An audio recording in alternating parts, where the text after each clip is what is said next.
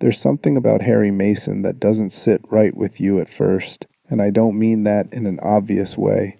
He's not the broken, guilt-ridden protagonist stumbling through his own personal hell. He's not the tortured soul confronting buried sins. Harry Mason is a 32-year-old writer, a widower, a single father who takes a wrong turn on a vacation drive and ends up searching for his missing daughter in a town that shouldn't exist. And that's precisely what makes him psychologically fascinating.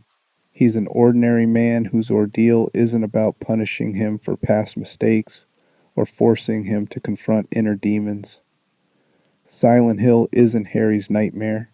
He just happens to be walking through someone else's, and that fundamental displacement creates a psychological profile unlike any other protagonist in the series. Tonight we're going deep into Harry Mason's mind. We're talking about parental attachment theory, acute trauma response, the psychology of persistent searching behavior, dissociative survival mechanisms, and what happens to identity when you're forced into a narrative that was never meant for you.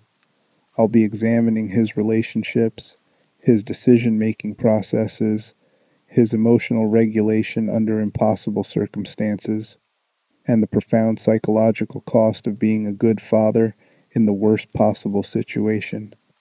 This is going to be thorough, so get comfortable.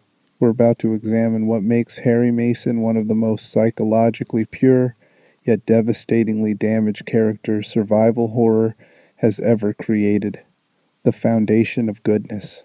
Let's start with something that defines Harry completely, but is rarely discussed in psychological terms: his fundamental decency. Harry Mason is, at his core, a genuinely good person. Not complicated good, not morally gray good, but straightforwardly, almost naively good. And that goodness, that uncomplicated moral foundation, becomes both his greatest strength and the source of his deepest suffering. Before Silent Hill, Harry's life was defined by two profound acts of love. The first happened 7 years before the game begins. Harry and his wife Jody were driving when they discovered an abandoned baby on the side of the road near Silent Hill. They took the child to authorities, but when no one claimed her, they adopted her. They named her Cheryl. This wasn't a carefully planned adoption through agencies and home studies. This was two people finding a helpless infant and immediately extending protection and care without hesitation. That impulse to see vulnerability and respond with nurture tells us everything about Harry's psychological baseline. The second act was quieter, but equally defining. When Jody died some years before the game's events, apparently from illness, Harry didn't fall apart or abandon his responsibilities. He continued raising Cheryl alone, building a life around being her father. The game gives us minimal details about their life together, but what we see in the opening moments is enough. Harry is taking Cheryl on vacation to a resort town. He's driving carefully, attentively. When he speaks to her before the crash, his voice carries warmth and protectiveness. This is a man whose entire identity has consolidated around one clear purpose: being a good father to his daughter. From a psychological perspective, Harry displays what attachment theorists call secure attachment parenting. He's emotionally available, responsive to Cheryl's needs, consistent in his care. There's no indication of the ambivalence or dysfunction that characterizes insecure attachment. Cheryl, in the brief moments we see her before she vanishes, appears comfortable and trusting. She's a child who knows she's loved, who expects protection and receives it. That secure attachment becomes the engine that drives everything Harry does throughout the game. But here's where it gets psychologically complex. Harry's goodness isn't performative or compensatory. He's not trying to prove anything or make up for past failures. He doesn't have the guilt-driven motivation of later Silent Hill protagonists. His love for Cheryl isn't tangled up with self-loathing or unresolved trauma. It's clean, pure, uncomplicated, in a way that's almost psychologically rare. And when that pure motivation encounters the absolute nightmare of Silent Hill, the contrast creates a specific kind of psychological damage that's different from what we see in other horror protagonists. Most horror characters bring their darkness to the nightmare. Harry brings light, and watching that light try to survive in overwhelming darkness becomes the source of the game's real horror. Not physical danger, though that's present, not even the mystery of what happened to Cheryl, though that drives the plot. The real horror is watching a good man be systematically broken down by circumstances that care nothing for his decency, that punish his love, that transform his greatest strength, his capacity for unconditional parental devotion, into the mechanism of his destruction. This creates what I'd call moral vulnerability. Harry isn't psychologically defended against betrayal or cruelty because he hasn't had to be. His life before Silent Hill apparently hasn't required the kind of defensive skepticism or protective cynicism that might shield him.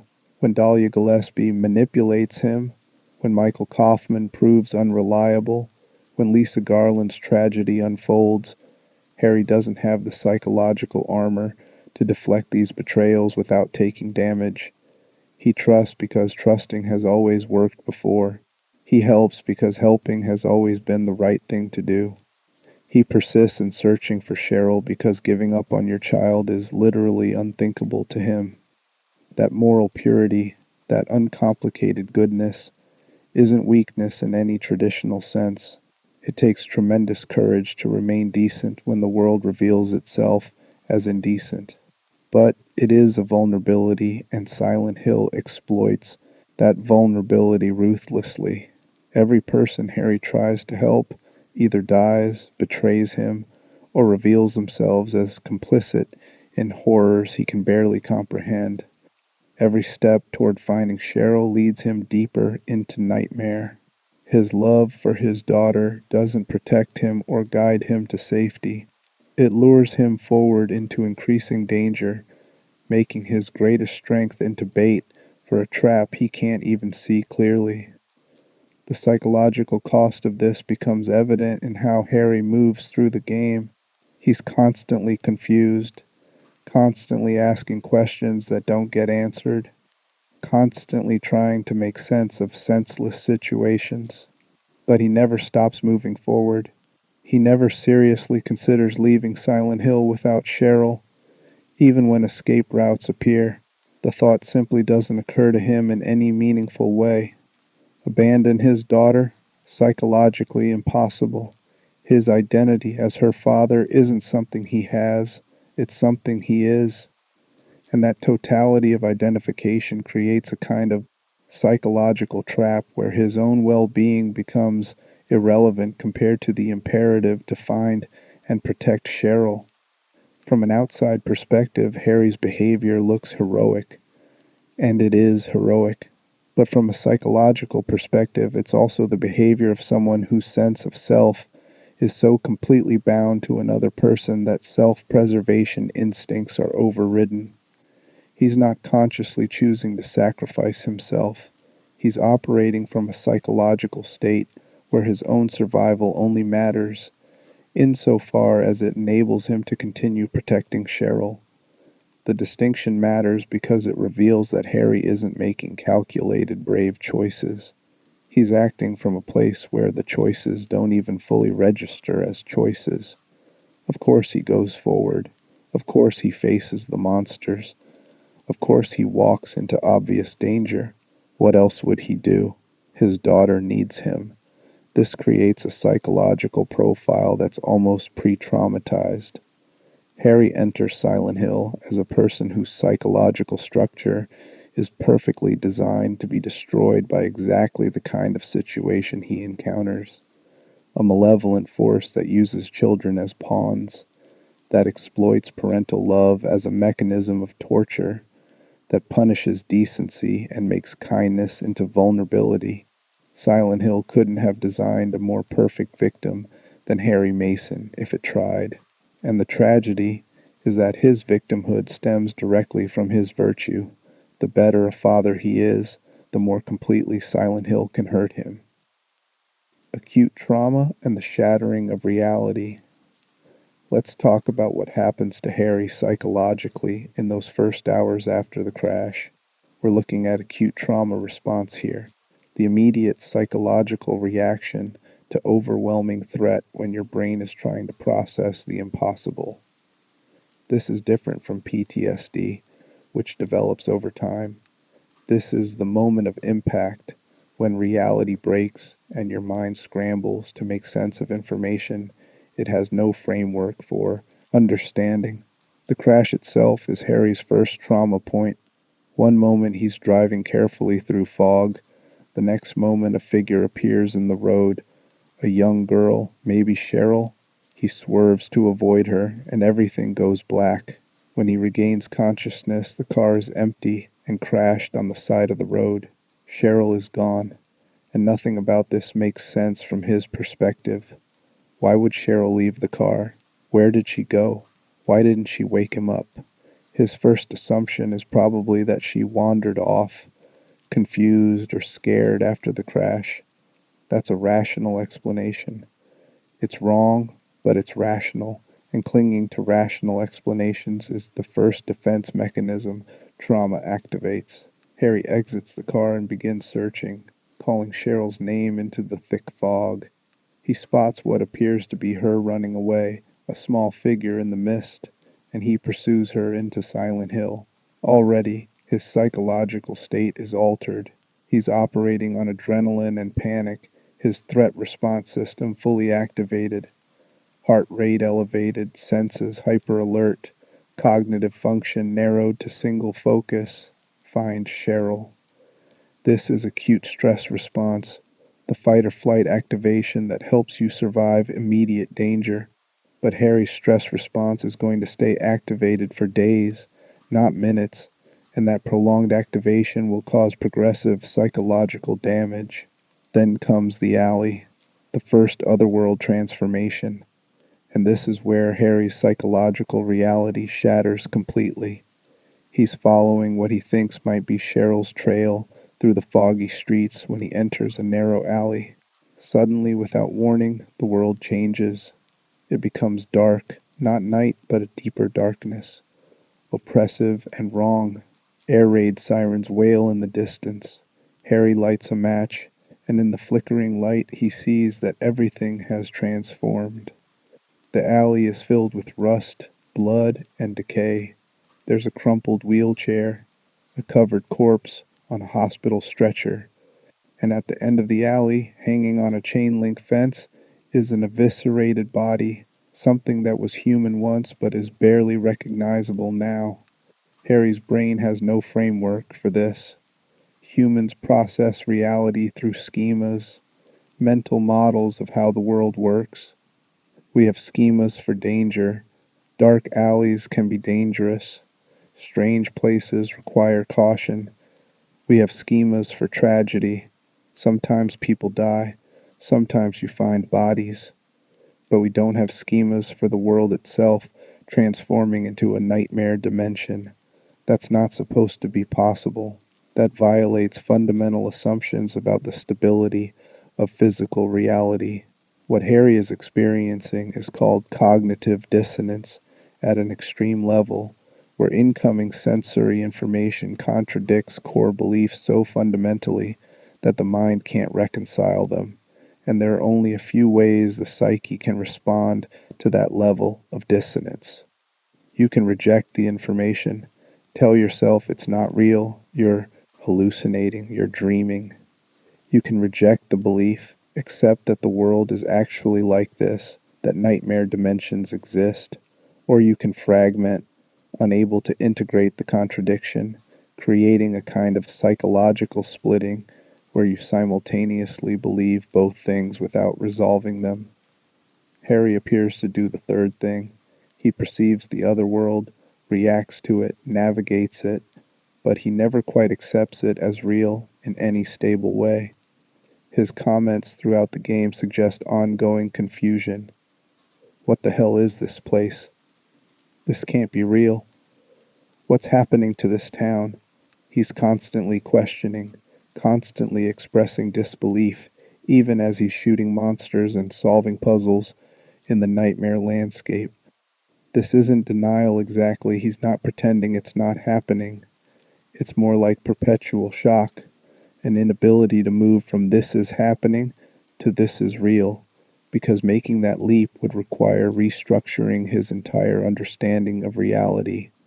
Then the gray children attack, small, childlike monsters that swarm him in the darkness, their forms barely visible, their intentions clearly hostile. Harry has nowhere to run. They surround him, and then everything goes black again. He passes out, overwhelmed. When he wakes up, he's in a cafe. The lights are on, everything appears normal again, and a police officer named Sybil Bennett is there, explaining that she found him collapsed in the street and brought him inside for safety. She seems concerned but not horrified. She talks about the town being evacuated due to some kind of emergency, mentions strange events, but she's treating Harry like a confused tourist who got caught in a dangerous situation, not like someone who just survived an impossible nightmare attack. This is Harry's introduction to Silent Hill's fundamental psychological torture, the oscillation between nightmare and seeming normalcy. He can't establish stable reality. Is the normal world real and the nightmare a hallucination? Or is the nightmare real and the normal intervals are false? Harry has no way to know, and that uncertainty creates a baseline state of unreality that will persist throughout his entire ordeal. From a trauma psychology perspective, this oscillation prevents processing. When you experience trauma, your brain needs to categorize it, understand what happened, create a narrative that makes sense.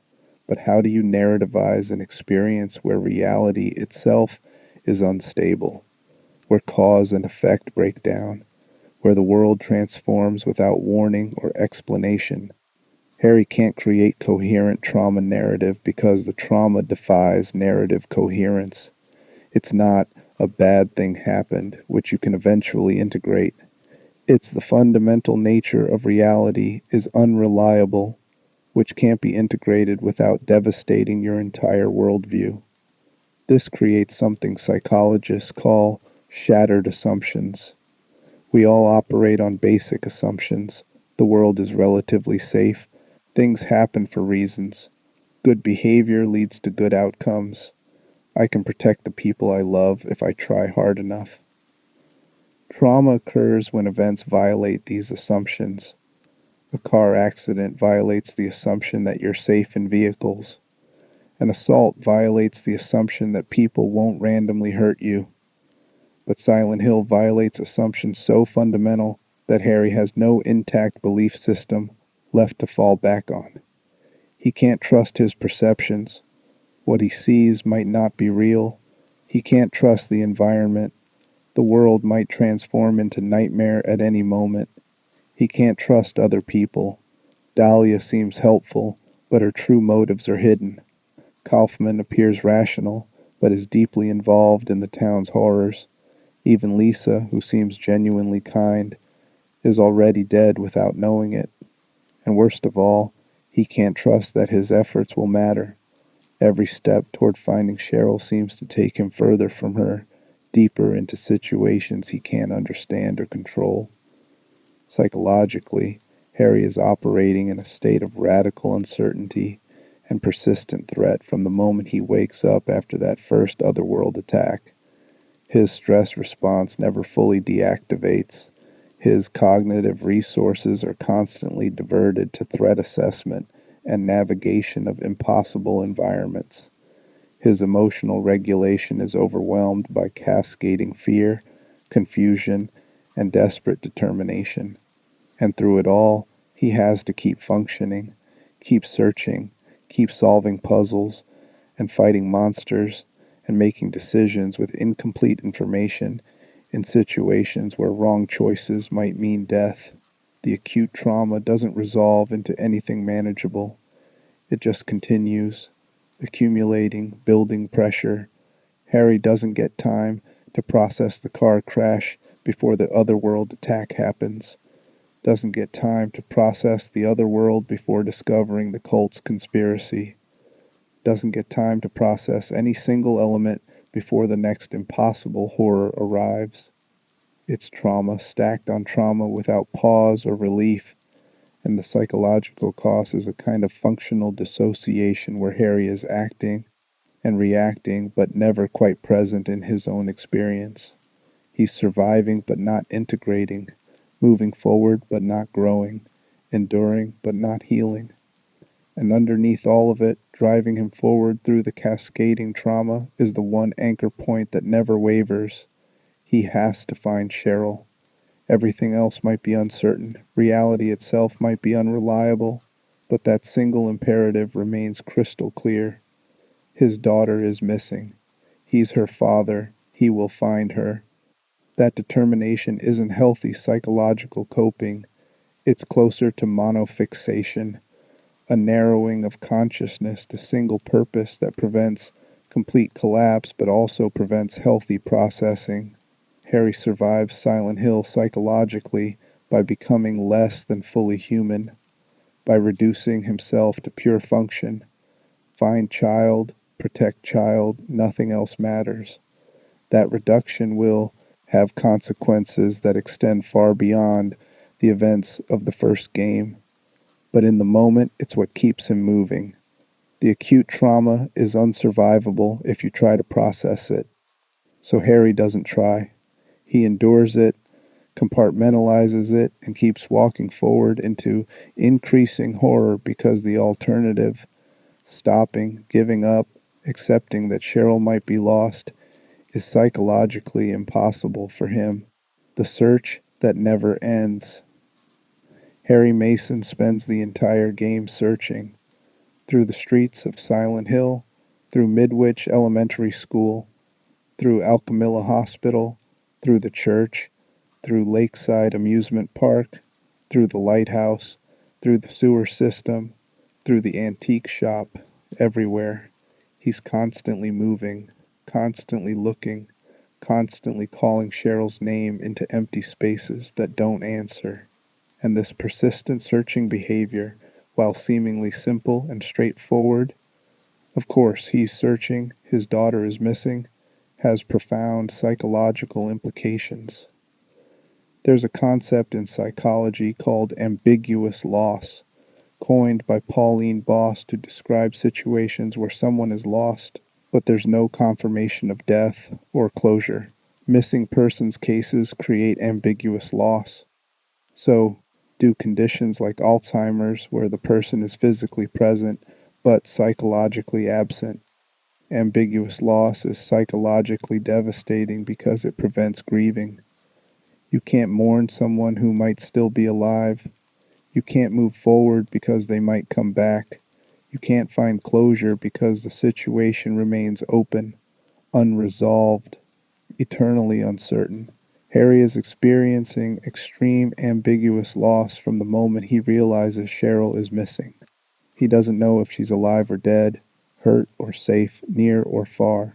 He has no information, no leads, no concrete evidence about her whereabouts or condition, just absence. And that absence becomes unbearable, driving him forward with manic determination. His searching behavior shows classic signs of what psychologists call persistent complex bereavement disorder, though technically that diagnosis requires death confirmation. Harry is experiencing the symptoms: intrusive thoughts about the lost person, persistent yearning, difficulty accepting the loss, feeling life is meaningless without them, without the death that usually triggers them. He's locked in a state of perpetual searching that can't be resolved because Cheryl is genuinely gone but not definitively dead. Throughout the game, Harry encounters what seem like traces of Cheryl, a girl's voice calling for him, "Daddy, help me," echoing through empty spaces. A young female figure disappearing around corners, always just out of reach. blood trails suggesting someone small has passed through. These glimpses fuel the searching behavior, providing just enough reinforcement to keep him pursuing. From a psychological conditioning perspective, this is a variable ratio reinforcement schedule, the most powerful type for maintaining behavior. If you get rewarded randomly and unpredictably, you'll keep performing the behavior almost indefinitely, constantly hoping the next attempt will be the one that succeeds.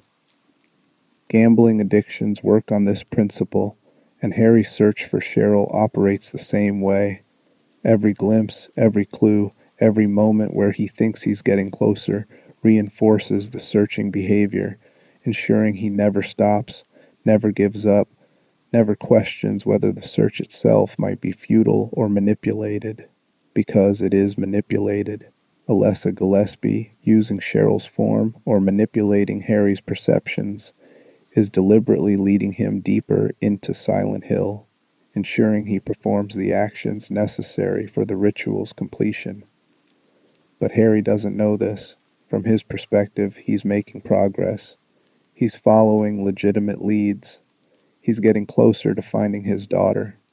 The fact that he's actually being lured, that his searching behavior is being exploited by malevolent forces, doesn't change his subjective experience of hope and determination. This creates a nightmarish psychological trap. Harry's love for Cheryl, his determination to find her, his refusal to give up, all his virtues are being used against him. The better a father he is, the more persistent his searching, the more completely he walks into the trap. And he has no way of knowing this because stopping to question whether he should keep searching would require him to consider abandoning Cheryl, which his psychology can't process as a real option. There's also a compulsive quality to Harry's searching that goes beyond rational behavior. He searches places multiple times. He returns to locations he's already checked. He investigates every room, opens every door, examines every object. Part of this is practical thoroughness, but it also reflects real psychological behavior in ambiguous lost situations. When you can't find someone, you become hypervigilant, constantly scanning the environment, unable to trust that you've looked thoroughly enough. You check the same places repeatedly because maybe you missed something, maybe they came back, maybe this time will be different. Harry's dialogue during searching shows increasing desperation as the game progresses. Early on, he calls Cheryl's name with hope in his voice. Later, there's more desperation, more fear. By the game's final acts, when he understands more about the cult's conspiracy and Alessa's suffering, his searching takes on a quality of grim determination mixed with horror. He knows now that Cheryl is caught up in something terrible, that whatever is happening to her is far worse than being lost or scared. But he can't stop searching. The behavior is too deeply entrenched, too fundamental to his functioning. Stopping would mean psychological collapse. This persistent searching also serves a psychological function beyond the obvious goal of finding Cheryl.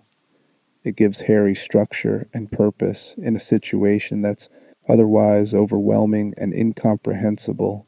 As long as he's searching, he's doing something. He's being a father. He's fulfilling his role.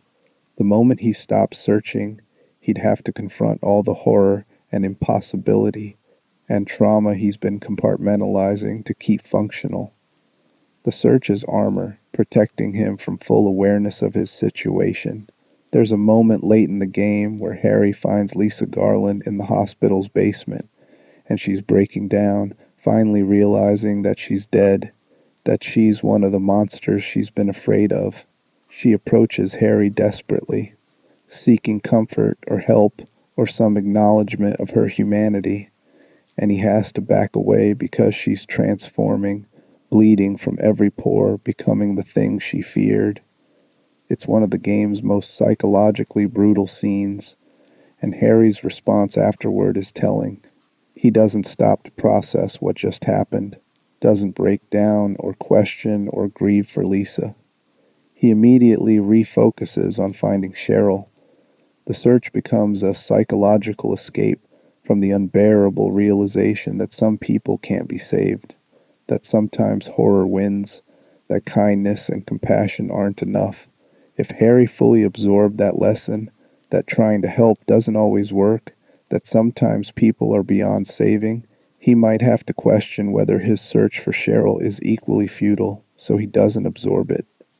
He compartmentalizes Lisa's tragedy, adds it to the pile of horrors he's not processing, and returns to searching because searching is the only thing keeping him psychologically intact. The search finally ends in the most psychologically damaging way possible, by revealing it was never really about finding Cheryl at all. She's been gone the whole time, not missing but literally non-existent as a separate person.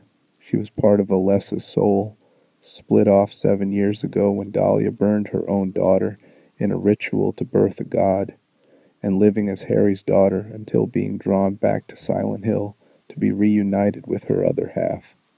Harry has been searching for a person who, in some fundamental sense, never existed independently. His daughter was real in terms of his relationship with her, the 7 years they spent together, the love they shared, but she wasn't real in the way he believed. She was a fragment of someone else's soul, living a temporary existence that was always going to end with reintegration. The psychological devastation of this revelation can't be overstated. Harry has been operating on the assumption that if he just searches hard enough, solves the right puzzles, defeats the right enemies, he'll find Cheryl and they'll go home and their life will continue. Every psychological defense mechanism he's deployed has been in service of that goal, and then he discovers the goal was always impossible, not because he failed, but because the situation was never what he thought it was. Cheryl wasn't kidnapped. She was summoned. She wasn't lost. She was reclaimed. He wasn't her rescuer. He was a pawn in a ritual he couldn't understand or prevent. For most people, this would cause complete psychological breakdown. The revelation that everything you've endured was pointless. That the person you've been searching for can't be saved in the way you imagined. That your efforts have been manipulated and your love exploited. That's the kind of truth that destroys people. But Harry doesn't get to break down, because in the moment of revelation, there's still something he can do.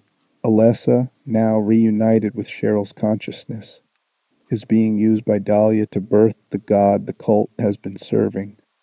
And Harry can fight it. He can prevent the god from fully manifesting.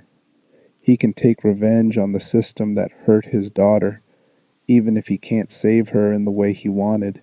So the search that defined him transforms into a final act of protection and defiance. He can't save Cheryl, but he can fight the thing that consumed her. And after he defeats the god, shooting it, stabbing it, destroying the manifestation through sheer desperate determination, Alessa uses her last strength to create a baby, a reincarnation, a new chance, something pure born from all the horror. She gives the baby to Harry, and in that moment, the search that never could have succeeded in its original form succeeds in a different way. He doesn't get Cheryl back, but he gets another chance to be a father, another opportunity to protect someone innocent from the darkness that tried to consume them. Psychologically, this transformation of the search's meaning is what allows Harry to survive the revelation without fragmenting. If the search had simply ended in failure, if Cheryl was just dead or irretrievably gone, Harry would likely have been destroyed. But because Alessa gives him the baby, who will become Heather, Harry gets narrative continuity. His identity as a father doesn't end. The search concludes, but his purpose continues. He can integrate the trauma because it leads somewhere, because the suffering produces something to protect. That doesn't mean he's healed. It means he's found a way to continue functioning, despite unsurvivable trauma. The search behavior will continue in different forms throughout the years between Silent Hill 1 and Silent Hill 3. Harry will search for safety, for normalcy, for ways to protect Heather from the Order. He'll move multiple times, change their names, dye Heather's hair blonde to help disguise her, constantly vigilant and never quite able to settle because the threat might return. The persistent searching that defined his time in Silent Hill becomes the pattern that defines his entire remaining life. He never stops being a father in crisis, never stops preparing for the next threat, never gets to just live peacefully with his daughter because the trauma has rewired him to expect danger and loss at any moment. The search that never ends becomes a life that never heals, and that's the ultimate psychological cost of Harry Mason's ordeal. He survives, he even succeeds in a sense, but he never recovers. The searching behavior that got him through Silent Hill becomes the cage that traps him for the rest of his life. Manipulated trust and the architecture of betrayal.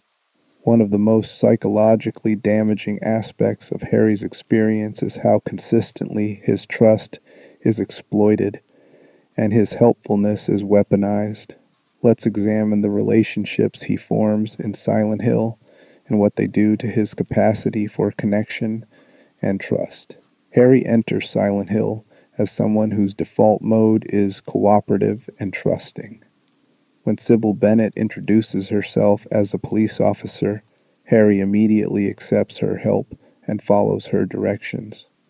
When Dahlia Gillespie presents herself as someone who understands what's happening and gives him the Floros, a strange, triangular artifact she claims will help him, telling him it's essential to stopping the darkness, Harry does exactly what she says.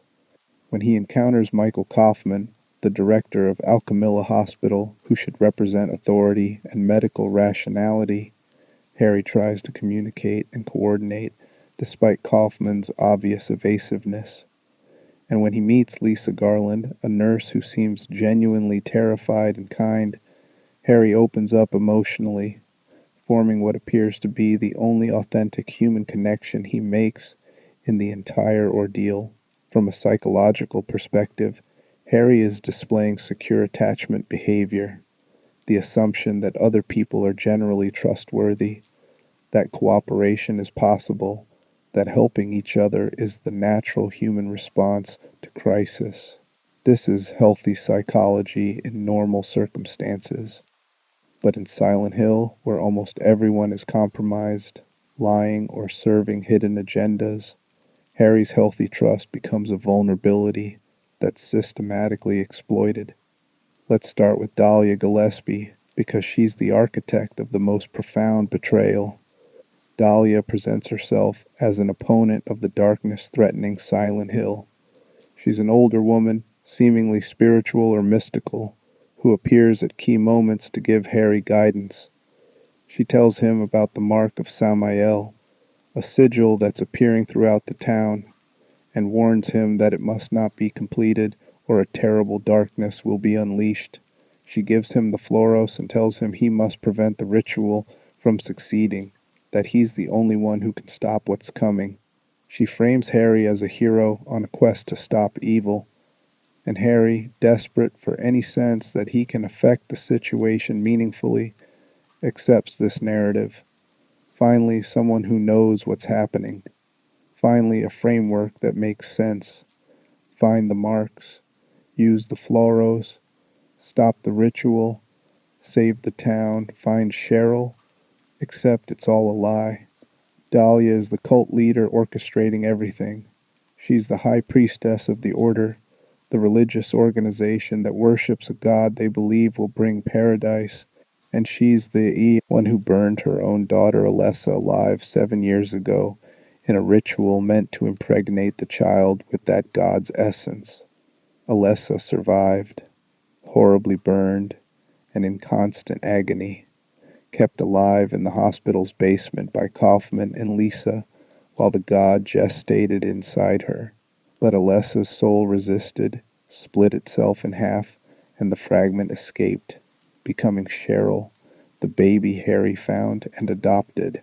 The Floros isn't a weapon against the darkness. It's a tool to bind Alessa's soul and prevent her from stopping the ritual. The mark of Samael being completed is exactly what Dahlia wants because it will enable the god's birth. And Dahlia is using Harry to accomplish things she can't do directly because Alessa's psychic powers prevent her from certain actions and create the nightmare dimensions that keep interfering with the ritual. Harry isn't the hero stopping evil.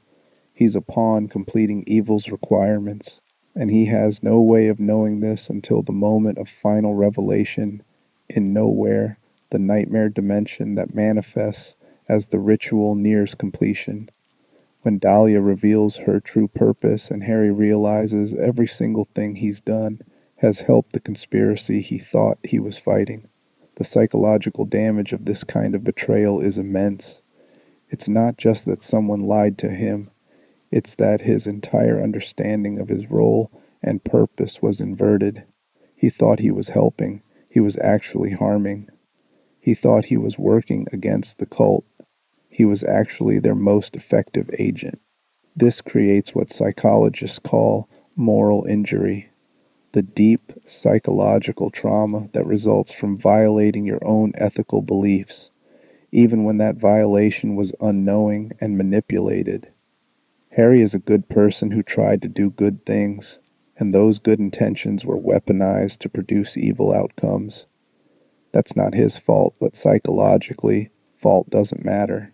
The mind still processes, I helped birth a god, even when you didn't know that's what you were doing. The shame and horror of having been used, of having your virtue turned into a tool for malevolence, damages self-concept in ways that are difficult to repair. Harry will likely never trust his own judgment again, will always second-guess his instincts about who to trust and what actions to take, because his judgment was so catastrophically wrong in the most important situation of his life. Then there's Michael Kaufman, who represents a different kind of betrayal, institutional complicity. Kaufman is a doctor, the director of Alchemilla Hospital, someone whose professional role should be healing and helping. Instead, he's been trafficking a drug called PTV, derived from a plant called White Claudia that has hallucinogenic and addictive properties and is tied to the cult's operations. He's been using the drug to control Lisa, keeping her addicted and compliant so she'll care for Alessa in the hospital basement without asking too many questions or revealing what she knows. He's been compromised, possibly for years, using his medical position to facilitate the very horrors that have consumed Silent Hill. When Harry encounters him, Kaufman is evasive, unhelpful, more concerned with protecting himself and retrieving his hidden drug stash than with helping Harry find Cheryl or escape the nightmare. Harry doesn't know all this initially. He just knows Kaufman is suspicious and unhelpful. But it confirms a growing realization that the town's authority figures, the people who should protect and help, are actually part of the problem. The police are largely absent except for Sybil, who's an outsider like Harry. The hospital staff is gone except for Lisa, and she's already dead. The doctor is corrupt.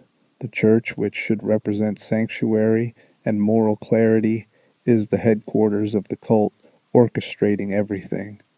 Every institution that Harry would naturally turn to for help has been compromised or destroyed. This creates severe trust erosion. Psychologically, we rely on institutional trust to function in society. We trust that police will help, that doctors will heal, that religious institutions will provide moral guidance.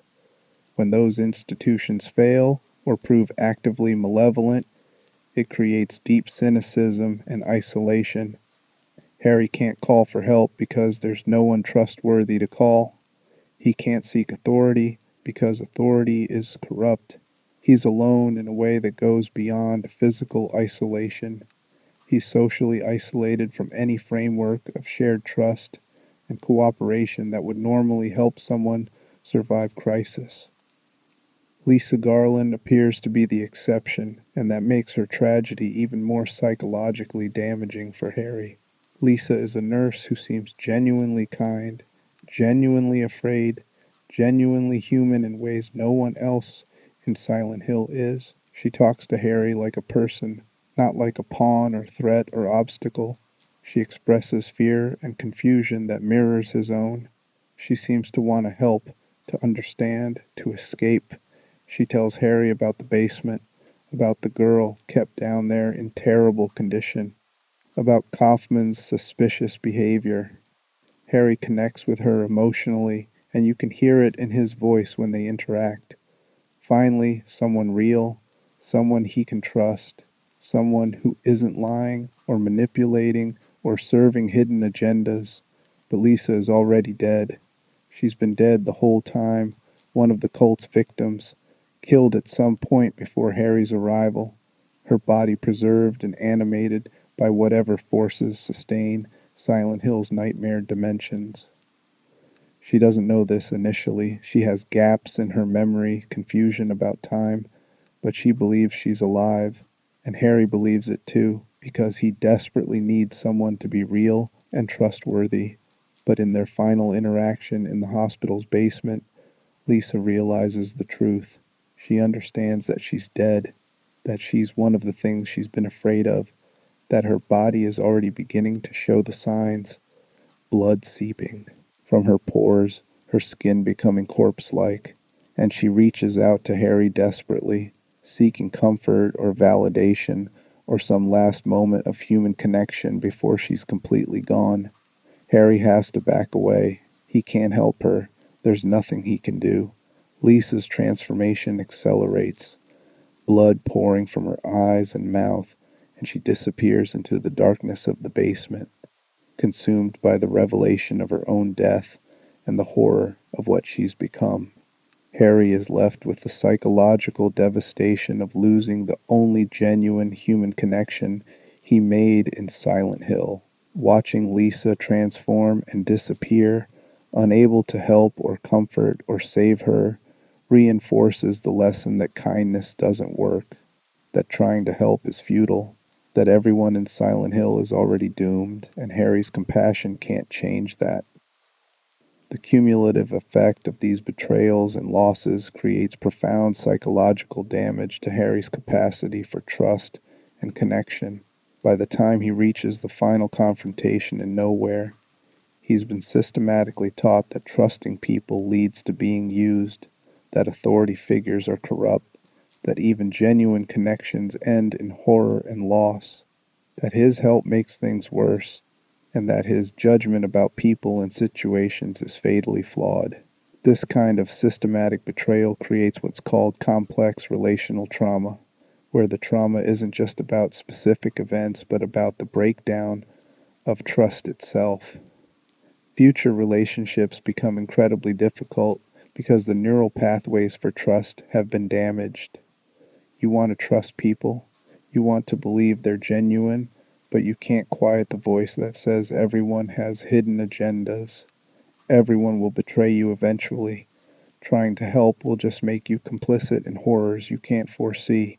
Harry survives Silent Hill, but he likely never fully trusts anyone again except Heather, and even that relationship will be marked by his hypervigilance and paranoia.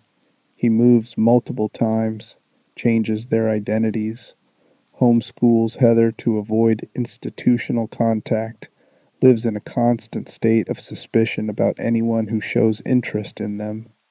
That's not paranoia in the clinical sense. There really are cult members searching for them, really is danger that justifies caution.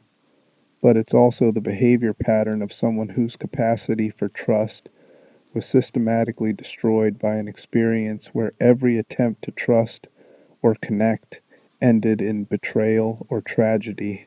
The architecture of betrayal that Silent Hill built around Harry doesn't just damage him in the moment, it restructures his personality permanently, transforming a trusting, cooperative, socially engaged person into someone who's isolated, suspicious, and incapable of believing that human institutions or relationships can be safe. That transformation, that permanent loss of the capacity for secure attachment to the broader social world, is one of the deepest and least acknowledged costs of his ordeal. He saves Heather from the god, but he can never save himself from the betrayals that taught him the world is fundamentally unsafe and people fundamentally untrustworthy. The weight of incomprehension. There's a psychological dimension to Harry's experience that's easy to overlook because it's so constant and pervasive. He doesn't understand what's happening to him. Throughout the entire game, Harry is operating with incomplete information, trying to solve a puzzle where most of the pieces are hidden and the ones he can see don't fit together coherently. This persistent state of incomprehension creates a specific kind of cognitive and psychological stress that compounds all the other trauma he's experiencing. Humans are meaning-making beings. We need to understand cause and effect, to create narratives that explain our experiences, to place events in frameworks that make sense. When we encounter something that doesn't make sense, we experience cognitive dissonance and work to resolve it, either by changing our understanding to accommodate the new information or by finding ways to explain away the information so it fits existing frameworks. But Harry encounters situations so far outside any possible framework that meaning-making becomes impossible. Why did the world transform into a rusty, blood-soaked nightmare dimension? No framework explains this. Harry can observe that it happens, can navigate the environment once transformed, can recognize the transition when the air raid sirens sound and everything shifts from fog to darkness. But he can't understand why or how. Is it hallucination? Is it another dimension? Is it spiritual, psychological, physical? The game never gives him clear answers, and his repeated questions throughout his journey, what is this place? What's happening here? What the hell? Go largely unanswered or are answered with cryptic religious references that explain nothing. Who is Dahlia really, and what does she want? Harry doesn't know until the final revelation. What is the mark of Samael, and why does it matter? Harry follows instructions about it but doesn't understand its purpose. What are the monsters and where do they come from? Harry shoots them. The gray children with their crude knives, the rompers that crawl and leap at him, the puppet nurses in the hospital, the groaner creatures with their massive split heads, the reptilian worm heads, but he has no context for what they represent or why they exist. What happened to Silent Hill to make it this way? He gets fragments from Dahlia and Kaufman, from notes he finds scattered throughout the nightmare. Something about a cult, something about a ritual, something about a girl burned in a fire, but never a complete picture until the endgame. And even then there are gaps and mysteries. This constant incomprehension creates what psychologists call uncertainty stress. Studies show that unpredictable stress is more damaging than predictable stress, even when the unpredictable stress is less severe in measurable terms. If you know a painful event will happen at 3 p.m., you can prepare mentally, can brace yourself, can at least understand what's coming.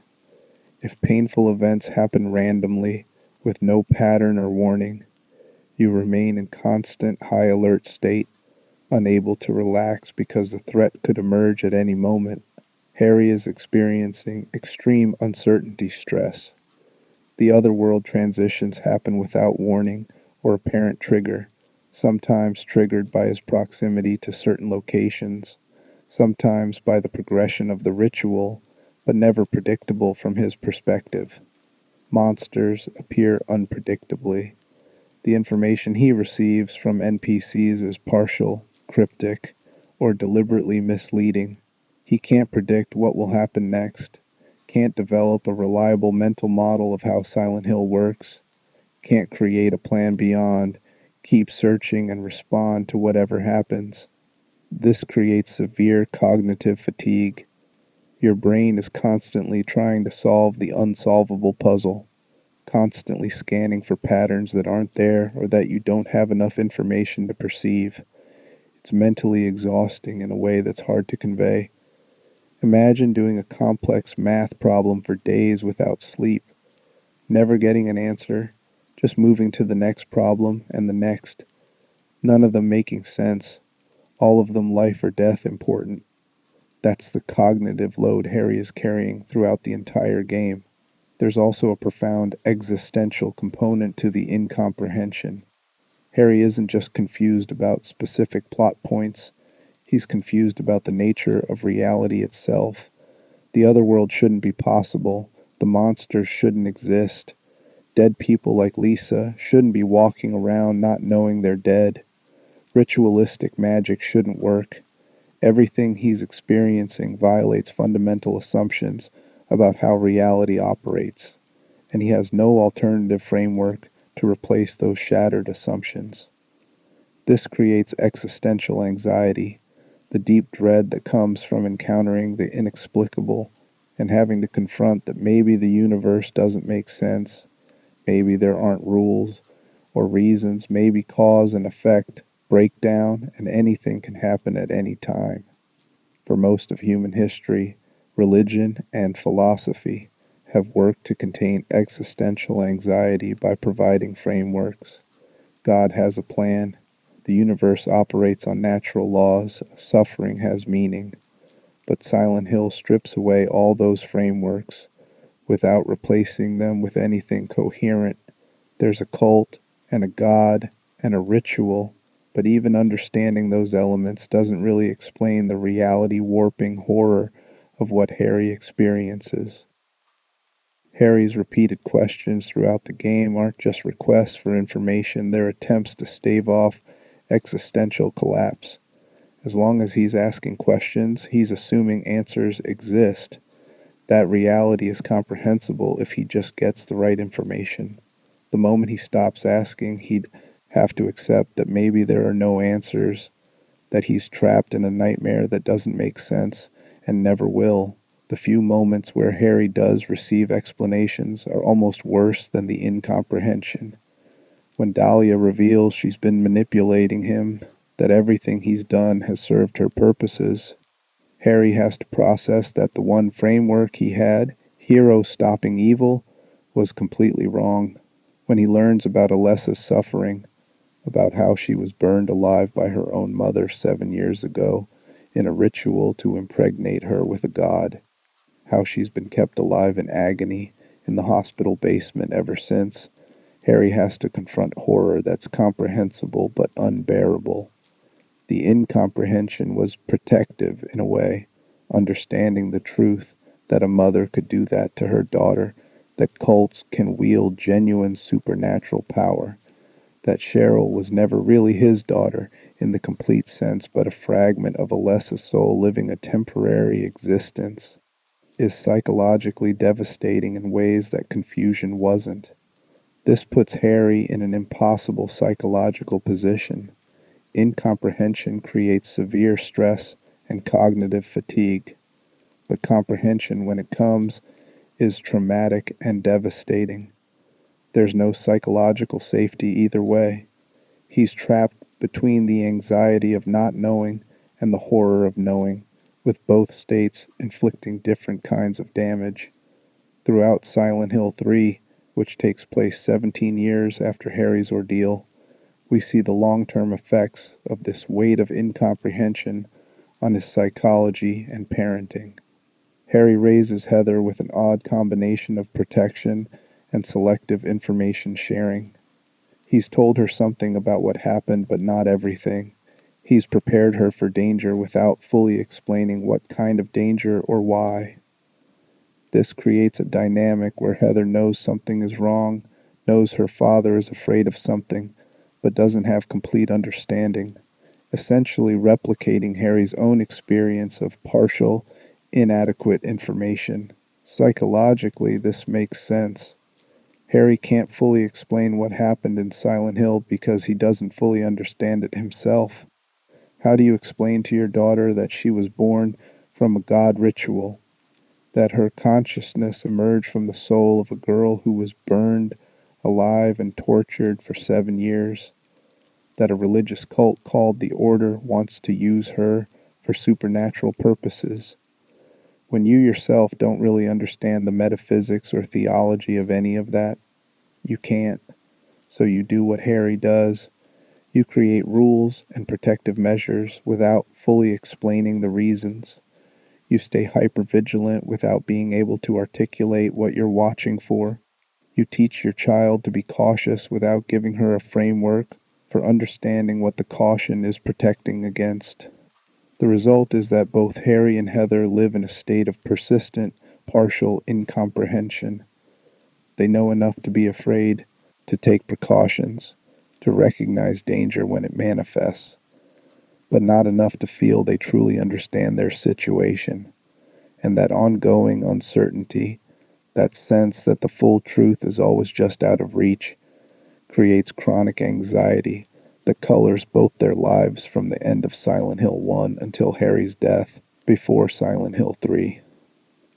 The weight of incomprehension is, in some ways, heavier than the weight of trauma.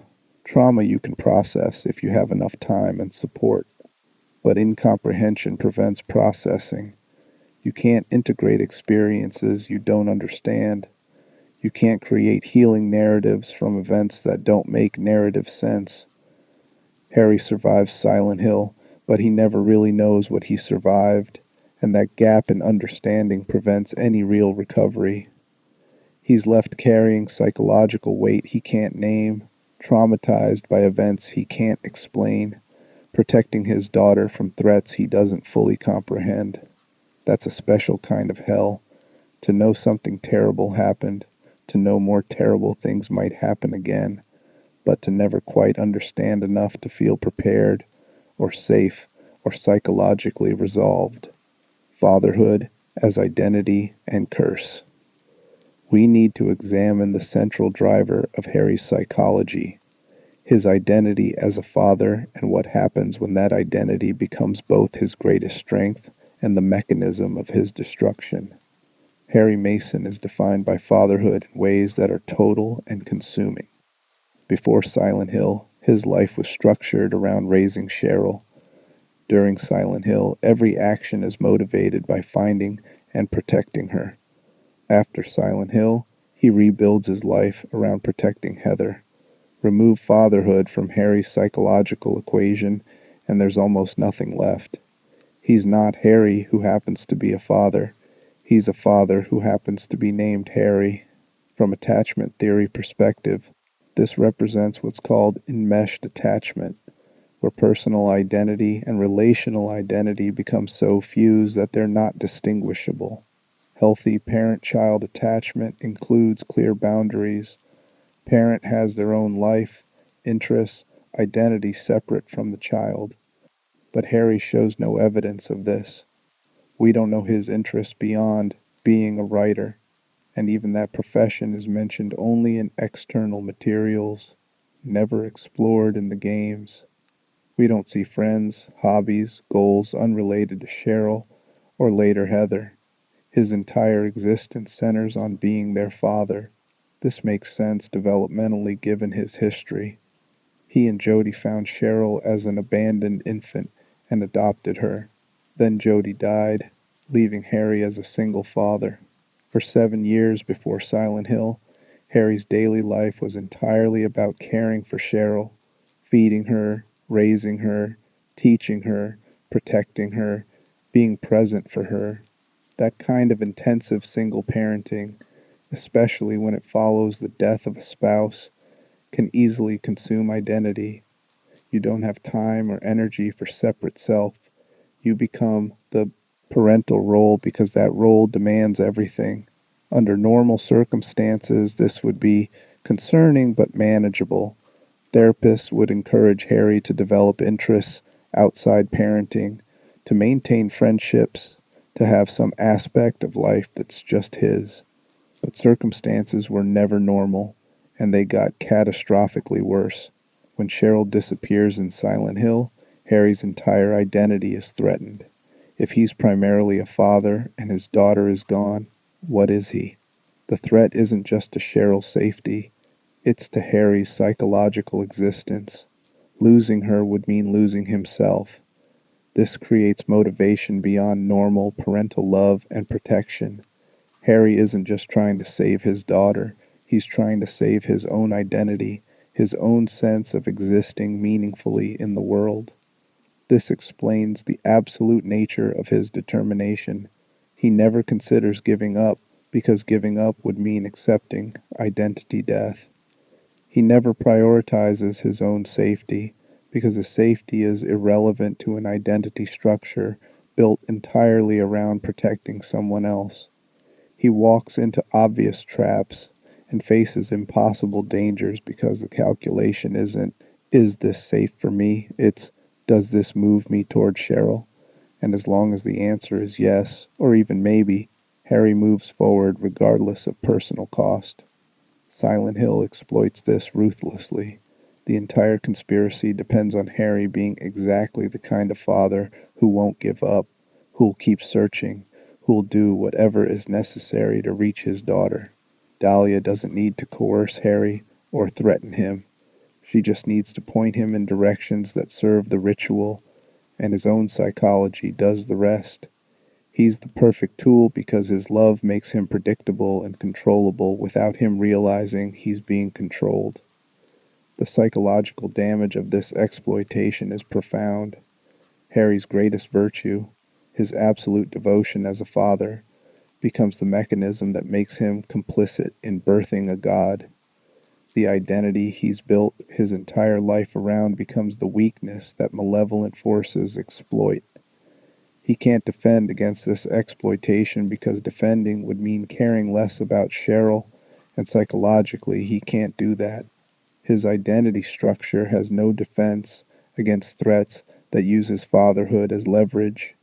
When the truth is revealed, that Cheryl wasn't kidnapped but summoned, that she wasn't a separate person but part of Alessa's soul, that she's being reintegrated and can't be saved in the way Harry imagined, the psychological devastation is complete.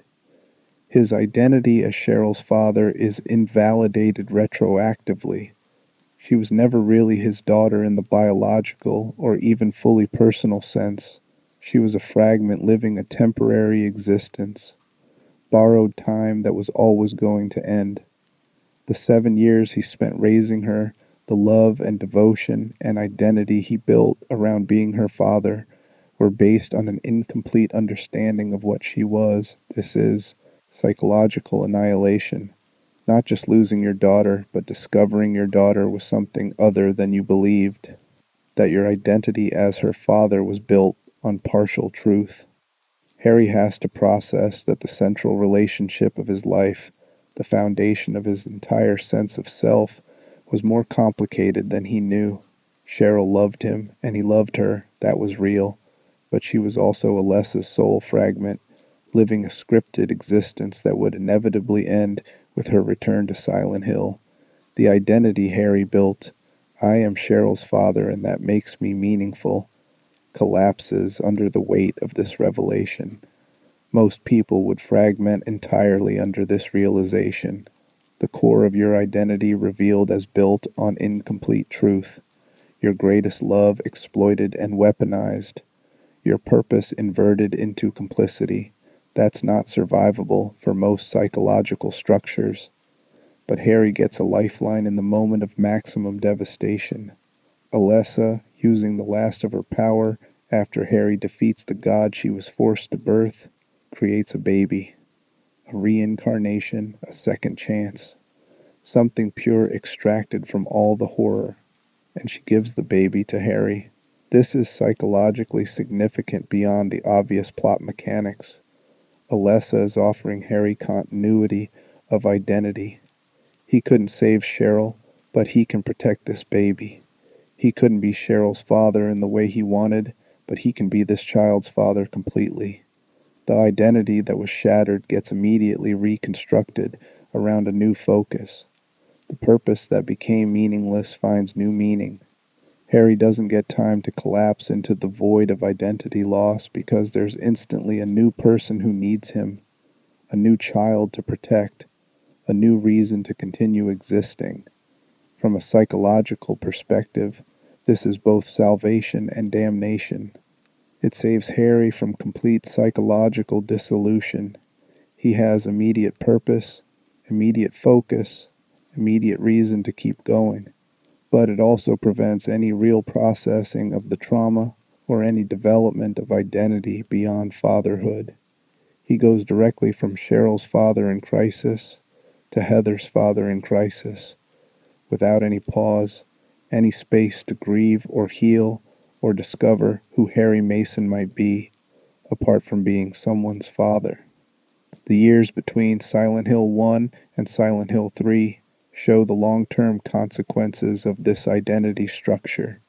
Harry raises Heather, but he raises her in the shadow of his trauma.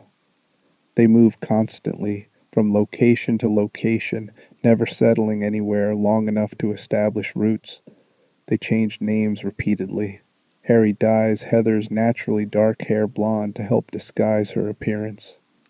He homeschools her rather than risk the exposure of public schools where cult members might find them. He monitors their surroundings constantly for signs of order activity. He lives every day preparing for the threat to return. This is fatherhood as chronic crisis management. Harry never gets to just be Heather's dad in the normal sense, taking her to school events, teaching her to drive, having casual conversations about her interests and dreams. Every interaction is tinged with the underlying reality that she's in danger, that the Order wants her, that his primary job is keeping her hidden and safe. His identity as her father isn't about nurturing her development or sharing life together. It's about preventing the horror from finding her again. The psychological cost of this for Harry is immense. He's living in permanent trauma response, never feeling safe enough to relax, never trusting that the crisis is over. His entire identity remains organized around threat protection, which means he never develops any other dimension of self. He's a father protecting his daughter, and nothing else. No career development beyond working as a clerk to pay basic bills. No relationships outside Heather. No interests or activities that aren't somehow related to keeping them both safe and hidden.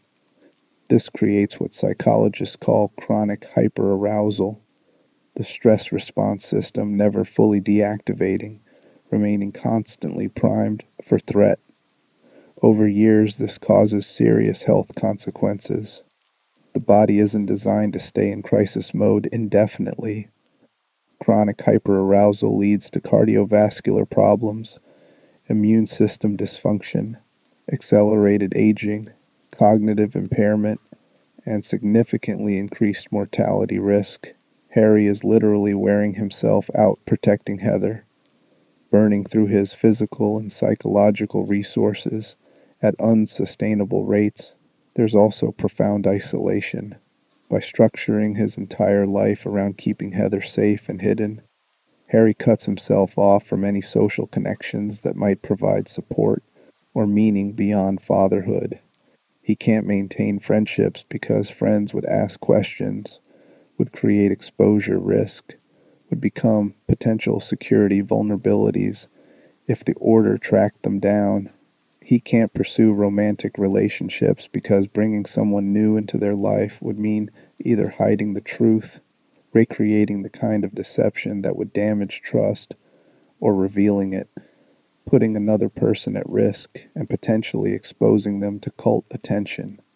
So Harry exists in isolation except for Heather, which places enormous pressure on their relationship.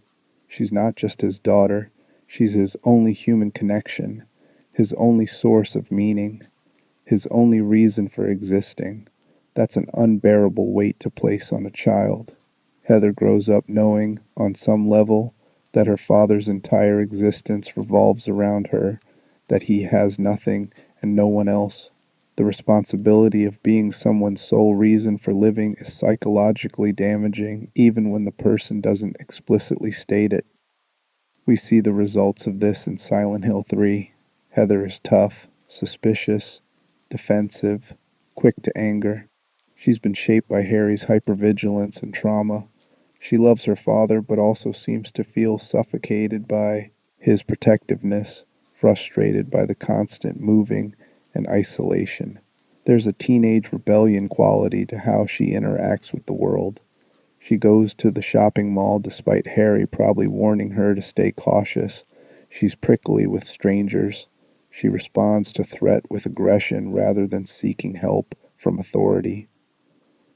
These are adaptive behaviors for someone raised by a traumatized, hypervigilant parent who's taught her the world is dangerous and she can only trust family. Harry's death before Silent Hill 3 begins is the final psychological tragedy of his character. He's killed by the missionary, a monster sent by Claudia Wolfe and the Order, murdered in their apartment while Heather is out at the mall. The one thing he spent 17 years trying to prevent, Heather being left alone and vulnerable to the cult, happens anyway. All the moving, all the hiding, all the sacrifice and hypervigilance and chronic stress wasn't enough. The threat found them, and Harry died fighting to protect her, which means his identity as protector father was maintained to the very end, but also means he failed in the most fundamental way. He's not there anymore to continue protecting her. For Harry's psychology, this is perhaps the least worst way his story could end. He dies as her father, protecting her, fulfilling his identity until his last breath. He doesn't have to experience the identity crisis that would come if he'd survived but failed to protect her. He doesn't have to process the revelation that all his efforts were insufficient. He dies in role, and for someone whose identity is that completely fused with fatherhood, death might actually be less psychologically devastating than surviving and losing the person who makes you who you are. But it means Harry never gets any other ending.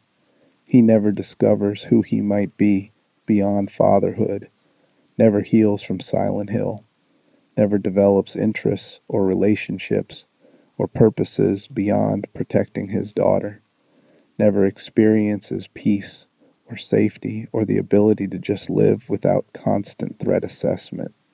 His entire existence from the moment he adopted Cheryl until the moment he dies is one continuous act of fatherhood under crisis conditions. And that's both heroic and unutterably tragic. Fatherhood is Harry's identity, his purpose, his strength, and his curse. It makes him capable of impossible courage and endurance. It also makes him exploitable, imprisons him in trauma response, prevents healing, isolates him from human connection, and ultimately fails to protect him or fully protect his daughter from the horror that claimed them both. He's one of gaming's best fathers, and simultaneously one of its most tragic examples of how total identification with a single role, even a noble role, can become a psychological trap that prevents any life beyond that role's demands. The mercy of incompleteness. There's a final psychological dimension to Harry's character that deserves examination, the fact that Silent Hill isn't his nightmare.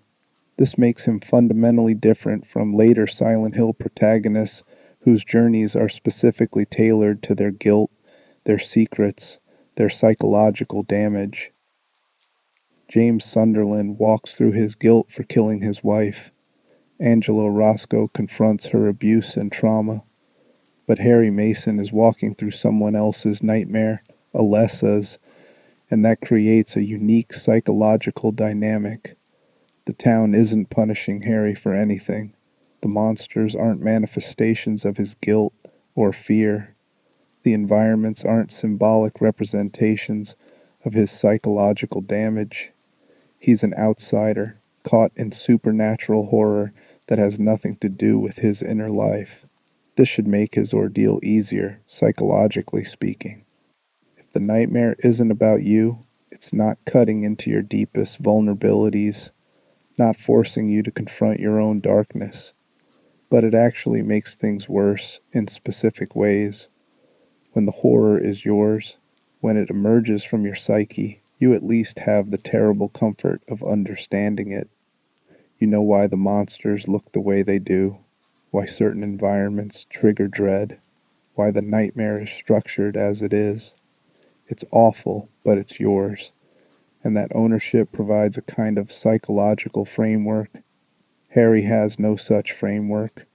The monsters are incomprehensible to him, the gray children with their crude knives and childlike forms, the puppet nurses in Alchemilla Hospital with their twitching, jerking movements, the massive split-headed creatures called groaners, the reptilian wormheads in the sewers. None of these connect to Harry's psychology. The otherworld symbolism, rusted metal, blood, industrial decay, hospital imagery, religious iconography, doesn't reflect his trauma or guilt. It's Alessa's suffering made manifest, her years of being burned and tortured and kept alive in agony, externalized into the town's reality, and Harry has no context for understanding it.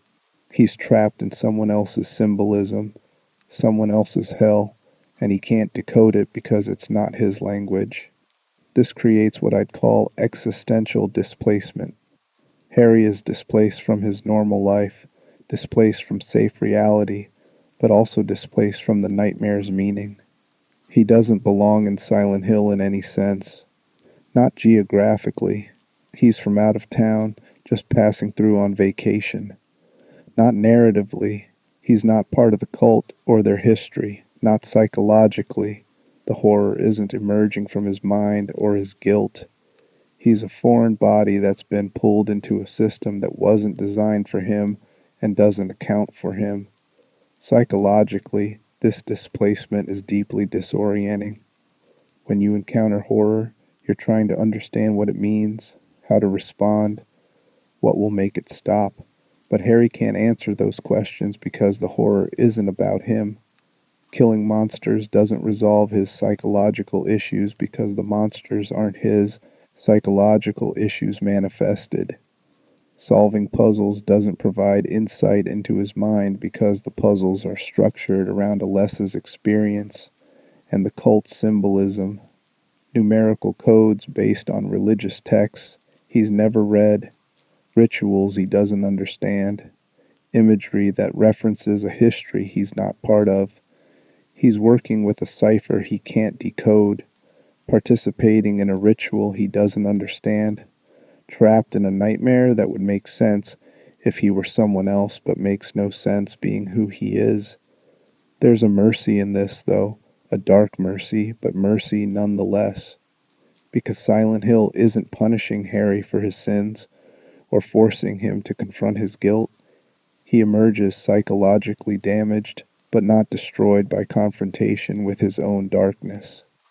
He doesn't have to face that he's capable of terrible things, doesn't have to confront buried memories or suppressed guilt, doesn't have to accept that he's not the person he thought he was. His identity remains intact at its core. He's still a good father, still a decent man, still someone whose intentions are pure even if his actions were manipulated. Compare this to James Sunderland, who has to confront that he murdered his wife Mary, that his grief and love are entangled with resentment and relief over her death, that he's capable of intimate violence.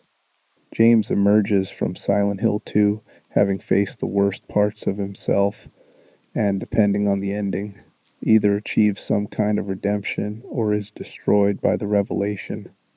His journey is psychologically deeper and more transformative than Harry's, but it's also more devastating because it's about destroying and rebuilding self-concept. Harry doesn't experience that kind of psychological destruction and rebuilding. His ordeal is traumatic in the extreme, but it's external trauma, things that happen to him, rather than internal confrontation. He doesn't emerge with a new understanding of himself, as a darker or more complicated person than he believed. He's the same Harry, just profoundly traumatized by external horror rather than transformed by internal revelation. This might seem like a lighter psychological burden, but it's actually more confusing in some ways. If the nightmare is yours, surviving it means you've faced yourself and either achieved reconciliation or been destroyed. There's completion. But Harry survives a nightmare that was never about him, and there's no completion in that, just endurance. He went through hell, but it wasn't his hell. So what does surviving it mean? What was learned? What was resolved? Nothing, really. He protected a daughter who wasn't quite his daughter in the way he believed, fought horrors that weren't his horrors, and emerged with trauma that has no psychological narrative of growth or redemption attached to it. This creates what psychologists might call meaningless trauma. Trauma that doesn't produce insight or growth, doesn't force confrontation with self, doesn't lead to any kind of psychological resolution. It's just damage, pure cost with no psychological profit. Harry is broken by Silent Hill, but not in ways that teach him about himself or reveal hidden truths. He's just broken. The mercy of incompleteness, then, is that Harry's identity survives intact. He's still himself, still fundamentally the good father and decent man he always was. But the curse of incompleteness is that the trauma has no meaning, no narrative arc, no redemptive possibility. He suffered for nothing beyond saving one child, which is everything from a paternal perspective, but nothing from a psychological growth perspective. He doesn't become wiser or stronger or more self-aware. He just becomes damaged. This might be the most psychologically honest portrayal of trauma in the entire series. Most trauma narratives try to find meaning. The suffering taught me something, made me stronger, led to growth. But real trauma often doesn't work that way. Sometimes terrible things happen, and you survive, but you're not better for it, not wiser, not transformed in any positive sense. You're just hurt, and you carry that hurt forward into a life that has to continue, despite the hurt serving no purpose and teaching no lessons and meaning nothing beyond its own awfulness. Harry Mason carries that kind of meaningless trauma. Silent Hill broke him, and breaking him didn't reveal anything about his character or lead him to any psychological insights. It just broke him. And then he had to keep being a father despite being broken, had to raise Heather and protect her and build a life, all while carrying damage that has no redemptive arc, no silver lining, no meaning beyond. This terrible thing happened, and I survived it, and now I'm different in ways that don't help me be a better person, just a more damaged one. That might be the realest psychological horror in Harry's entire story, not the monsters or the other world or even Cheryl's loss and replacement. The real horror is surviving nightmare trauma that has no meaning, that doesn't even have the terrible dignity of being about you. That's just random and awful and damaging and pointless. Harry deserved better, but psychology doesn't give you what you deserve. Sometimes it just gives you what happened, and you have to carry it regardless. Living after the nightmare. The years between Silent Hill 1 and Silent Hill 3 are 17 years of psychological aftermath. Harry survives the nightmare, saves the baby who becomes Heather, and then has to figure out how to live with what he experienced. And the answer, psychologically, is that he never really does figure it out. He just continues functioning, continues being a father, continues protecting Heather, while never truly recovering from what Silent Hill did to him. The constant moving is the most visible symptom of his ongoing trauma. Harry and Heather don't stay anywhere long enough to establish roots. They've lived in multiple locations across different towns or cities, changed their names multiple times, altered their appearance. Heather's naturally dark hair is dyed blonde to help disguise her. She mentions in Silent Hill 3 that they've moved so many times she's lost count, that she's used to being the new person wherever they go, that establishing friendships feels pointless because they'll just move again soon. This is Harry's hypervigilance made manifest in their lives. He can't trust that they're safe anywhere, can't believe that order won't find them, can't settle because settling means vulnerability. From a trauma psychology perspective, this constant moving is avoidance behavior taken to an extreme level. One of the core symptoms of PTSD is avoiding reminders of the trauma, places, people, situations that trigger traumatic memories. But Harry is avoiding the entire possibility of stability because stability feels dangerous after what he experienced. In Silent Hill, staying in one place meant being trapped, meant the nightmare could surround you, meant danger. So he keeps them moving, keeps them unpredictable, keeps them from ever being cornered the way he was cornered in that town. The psychological cost of this for both Harry and Heather is immense. Humans need stability for psychological health.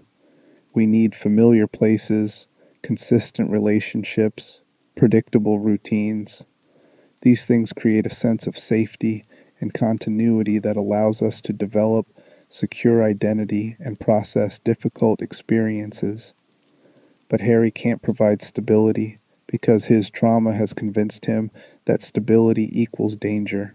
So Heather grows up rootless, unable to form lasting friendships or connections, always aware that everything is temporary, that home is wherever they currently are but never anywhere permanent. Harry's parenting style during these years also reveals ongoing trauma. He's clearly protective to the point of being overprotective, though the game doesn't show this directly. We infer it from Heather's comments and behavior. She's been trained to be suspicious, to fight, to handle threats independently. She knows self-defense. She's comfortable with violence in ways most 17-year-olds aren't. She doesn't trust authority or seek help from institutions. She's been taught that the world is dangerous, that there are people looking for her, that she needs to be constantly alert. These are all adaptations to being raised by someone who's preparing you for a specific, ongoing threat. This kind of threat-focused parenting creates complicated outcomes. On one hand, Heather is capable and tough, able to survive the horrors of Silent Hill 3 in ways she wouldn't be if Harry had raised her normally. His hypervigilance and training actually do protect her, do give her tools she needs when the order finally finds her. But on the other hand, she's been robbed of normal adolescence, burdened with knowledge of threats she shouldn't have to carry, shaped by her father's trauma into someone who's always braced for attack, always defensive, always suspicious. There's research on the intergenerational transmission of trauma showing that trauma affects not just the person who experienced it, but their children and sometimes grandchildren. Parents with PTSD tend to raise children who have higher anxiety, more threat sensitivity, and altered stress response systems, even if those children never directly experience trauma themselves. The parent's hypervigilance teaches the child that the world is dangerous. The parent's emotional dysregulation models poor coping strategies. The parent's avoidance behaviors prevent the child from learning that scary situations can be safely navigated. Harry and Heather show this intergenerational transmission clearly. Harry's trauma from Silent Hill shapes every aspect of how he raises Heather, and she becomes a teenager who's tough and capable, but also isolated, defensive, quick to anger, unable to trust easily. She's inherited his trauma without having experienced the originating events, carrying psychological burdens that aren't even directly hers. The homeschooling decision is another symptom of Harry's ongoing trauma. Keeping Heather out of public school means more control, less exposure to potential order surveillance, fewer opportunities for someone to recognize her or become suspicious about their false identities, and frequent moves. But it also means Heather misses out on normal socialization, doesn't learn to navigate institutional structures or build peer relationships or develop identity separate from her father. She's kept isolated, which protects her but also imprisons her in a life defined entirely by her father's fear and hypervigilance. Harry's work during these years is mentioned briefly. He works as a clerk in various jobs, employment far below what a writer might normally pursue. This suggests someone who's given up on personal ambition, who's reduced his life to minimal requirements so he can focus entirely on protection. No career development, no pursuit of writing, no investment in anything beyond basic survival and keeping Heather safe. This is psychological reduction, where trauma narrows your life down to essential functions and everything else falls away. We don't know if Harry sought therapy or treatment for his trauma. Given his need to hide their true identities and his apparent distrust of institutions after Silent Hill, probably not. Therapy would require opening up about what happened, which would risk exposure and require trusting a stranger with information that could endanger them. So Harry likely carries his trauma alone, never processing it properly, never getting professional help to develop better coping strategies or work through the PTSD symptoms. This means his psychological state probably deteriorates over the 17 years rather than improving. Untreated trauma doesn't fade with time. It typically gets worse, or at least remains chronic. The avoidance behaviors become more entrenched. The hypervigilance intensifies or remains constant. The emotional numbness deepens. The sense of connection to normal life erodes further. By the time of Silent Hill 3, Harry has been living in chronic trauma response for nearly 2 decades. That's not sustainable long term. His body and mind are wearing out under the constant strain. The fact that he's killed when Heather is 17, when she's on the verge of adulthood, is tragic timing. Just a few more years, and she might have been independent, might have moved out, might have started her own life separate from his constant protection. Harry could have potentially relaxed his hypervigilance, could have tried to rebuild some kind of life for himself beyond constant threat monitoring, but he doesn't get those years. The threat finds them first, and Harry dies still in full protective mode, still being the father as protector he's been since finding that baby Cheryl on the roadside 24 years earlier. His death itself is psychologically significant. He dies fighting to protect Heather, killed by the missionary, a monster sent by the Order, in their apartment while she's out. This is the nightmare scenario he's been preparing for, the threat he's been hyper-vigilant against for 17 years, and when it finally comes, he can't stop it. All the moving, all the precautions, all the sacrifice and hyper-vigilance weren't enough. The Order found them, and Harry couldn't save himself or prevent Heather from being left alone to face them. From his perspective in those final moments, assuming he had any awareness before death, this is complete failure. His entire identity for 17 years has been protecting Heather from the Order, and in the moment of ultimate test, he loses. He dies, and Heather is left alone and vulnerable to exactly what he spent her entire life trying to prevent. That's not just death. It's death while watching your life's purpose fail, watching everything you've sacrificed for prove insufficient. Whether Harry had time to process this before dying, whether he died knowing he'd failed or hoping somehow Heather would survive, we don't know. But psychologically, dying while failing to protect your child when protecting them has been your entire reason for existing might be the worst possible death for Harry's particular psychology. It's not just physical death, it's identity death, purpose death, meaning death. Everything he was dies before his body does. For Heather, losing her father this way creates complicated psychological aftermath. She's devastated by his death. That's clear in Silent Hill 3. She finds him dead in their apartment, and her grief and rage fuel her journey into Silent Hill, seeking revenge against Claudia and the Order.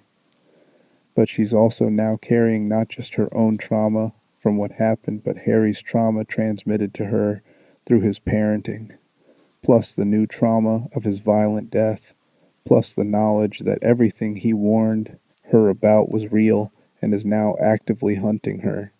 She has to face Silent Hill and the Order while grieving her father, while processing that his paranoia was justified, while trying to survive the nightmare he spent her entire life preparing her for, but couldn't ultimately protect her from.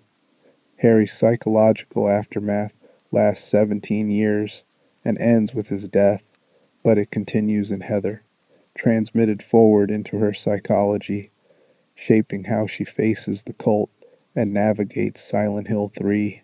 His trauma doesn't end with him, it echoes forward, affecting the next generation, perpetuating the psychological damage that Silent Hill inflicted on him into the life of the daughter he died trying to protect.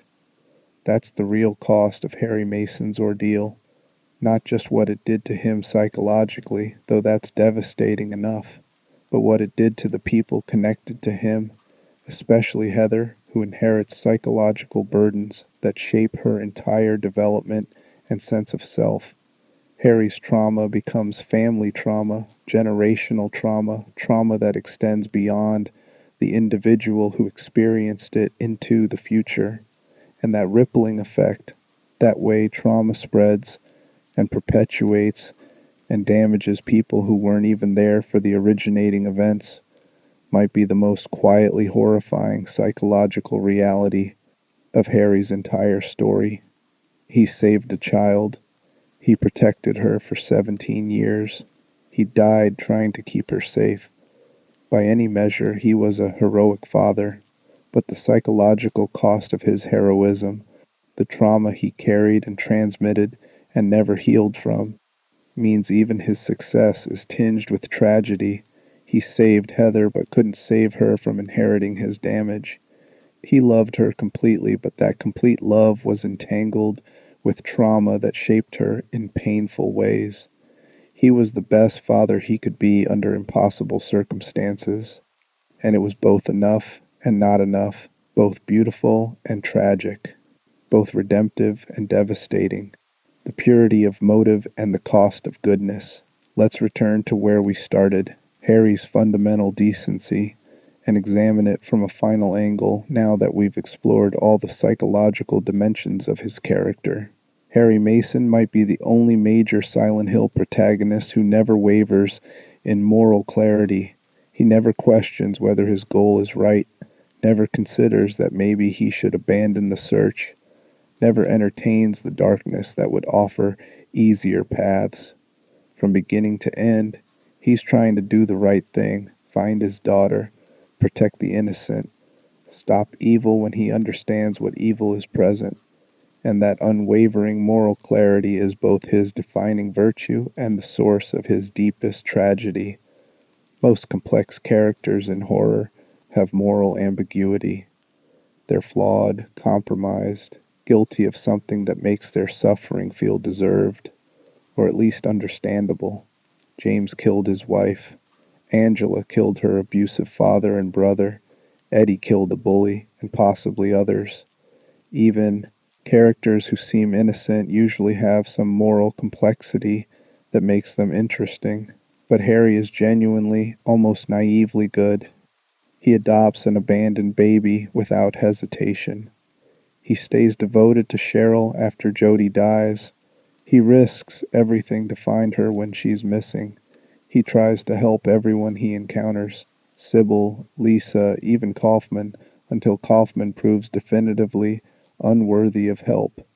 His motives are pure, his intentions good, his moral compass unwavering. This purity makes Harry psychologically vulnerable in ways that more cynical or morally ambiguous characters wouldn't be. He trusts Dahlia because she presents herself as fighting the darkness, and helping fight darkness seems obviously right. He doesn't suspect manipulation because he himself isn't manipulative, doesn't think in those terms, doesn't have the psychological framework for understanding how goodness can be weaponized. He's not psychologically prepared for a world where pure motives are exactly what malevolent forces exploit most effectively. There's a concept in moral psychology called moral purity, where someone's self concept is organized around being good, doing right, maintaining ethical integrity.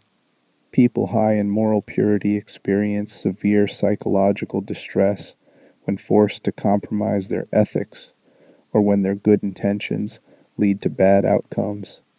The distress isn't just about the outcome, it's about the threat to self concept. If I'm a good person and I did something that caused harm, even unintentionally, what does that mean about my goodness? Can I still be who I thought I was? Harry experiences this moral distress repeatedly throughout Silent Hill. When he fights the cult's victims who've been transformed into monsters, he's killing beings who were once innocent people transformed by circumstances beyond their control. That's necessary for survival, but it's morally distressing. When he follows Dahlia's instructions and unknowingly helps complete the mark of Samael, contributing to birthing the god he thought he was stopping, that's devastating to his moral self-concept. His good intentions were manipulated into producing evil outcomes, and that creates profound shame and confusion about whether he's still the good person he believed himself to be. The game doesn't dwell on this explicitly. Harry doesn't have extended dialogue processing his moral distress, but psychologically it must be present. Someone with Harry's moral clarity, discovering they've been manipulated into helping birth a god while believing they were fighting evil, would experience severe psychological crisis. The self-concept, I'm a good father doing the right thing, crashes against the reality I helped cause terrible harm through my actions. Reconciling those is nearly impossible without either accepting you're not as good as you thought or finding ways to excuse or minimize your complicity. Harry appears to resolve this by narrowing his moral focus. He couldn't stop the god from being born, couldn't prevent being manipulated, but he can fight the god once it manifests, the incubator, the physical form the deity takes. He can take revenge on the system that used him, and he can protect the baby Alessa creates, giving him a new opportunity to do good that's uncomplicated and clear. By immediately focusing on protecting the baby, Harry restores his moral self-concept. Yes, bad things happened. Yes, he was manipulated. But ultimately he fought evil and saved innocent life, which allows him to maintain his sense of being fundamentally good despite the complexity and compromise that surrounded his actions. This is psychologically adaptive in the short term. It prevents complete moral collapse. But it also means Harry never really processes the ethical complexity of what happened. He reduces a morally complicated situation to a simpler narrative where he's still the hero, still the good father, still fundamentally unchanged. This allows him to continue functioning, but prevents genuine psychological growth. He doesn't emerge from Silent Hill more morally sophisticated or ethically nuanced. He emerges with his moral purity somehow intact, despite everything, which is both admirable and psychologically concerning because it suggests significant compartmentalization of experiences that should have complicated his worldview. The cost of maintaining this moral purity through compartmentalization is that Harry never develops the moral complexity that might help him navigate the gray areas of life after Silent Hill. He remains someone who sees things in terms of protect the innocent, fight the evil, do the right thing. But real life is rarely that clear, raising Heather in constant hiding, moving her repeatedly, denying her normal childhood. These are morally complicated decisions. They're protective but also harmful. They keep her safe but also damage her development. A more morally nuanced person might struggle with this complexity, might question whether they're doing the right thing, might find middle grounds between total hiding and total exposure. But Harry doesn't appear to question his approach. His moral clarity tells him the Order is evil, Heather is in danger, therefore maximum protection is the right choice regardless of cost. He doesn't seem to consider that maybe his hypervigilance is damaging her in different ways, that maybe some level of normal life is worth some level of risk, that maybe total isolation isn't actually the most ethical parenting choice even when there are genuine threats. His moral purity won't allow those questions because they'd suggest his protection might be imperfect or harmful, which contradicts his self-concept as good father doing the right thing. This creates a tragic irony where Harry's greatest virtue, his unwavering goodness, prevents him from considering whether his actions might be more complicated than simply good or bad. He's not doing bad things, but he's also not doing completely good things. He's doing complicated things that have both protective and harmful effects.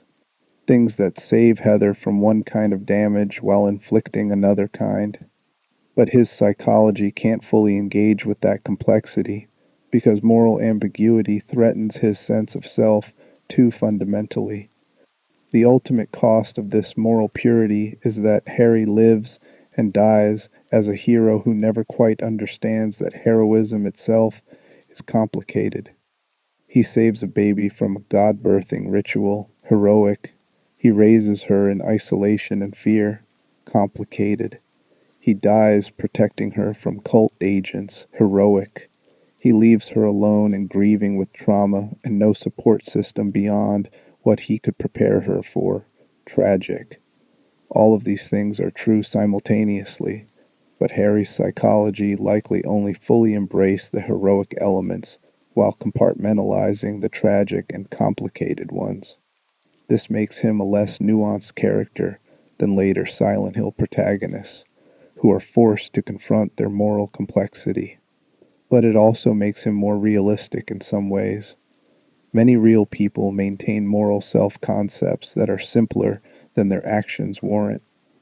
We want to be good, so we construct narratives where we are good, and we manage contradictory information through compartmentalization and selective attention.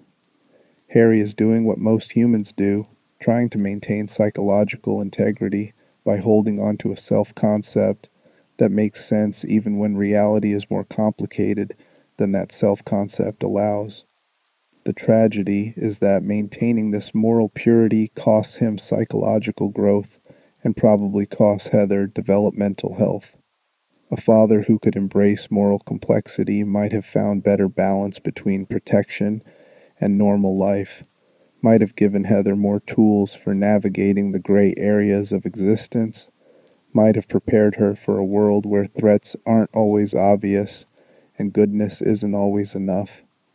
But Harry couldn't be that father because being that father would require compromising the moral purity that's fundamental to his identity. So he remains pure, remains good, remains the hero of his own story until the moment of his death. And that purity, that goodness, that heroic self-concept is both genuine, he really is good and heroic, and psychologically limiting in ways that ripple out to affect everyone connected to him. Harry Mason is one of the best fathers in gaming, and simultaneously an example of how even virtuous traits taken to extremes or maintained through compartmentalization create psychological costs that are borne by both the person who holds those traits and the people they love.